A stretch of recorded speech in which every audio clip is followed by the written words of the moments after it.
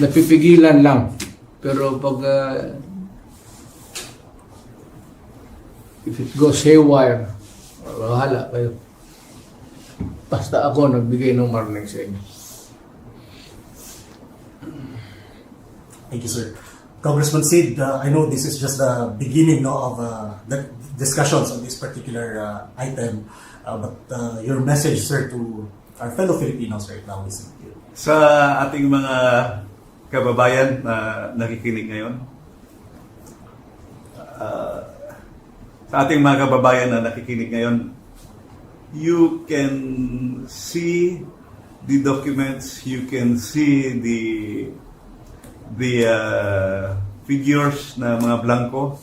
Makikita nyo naman yan. It's up for you to decide. Tingnan ninyo. May mali talaga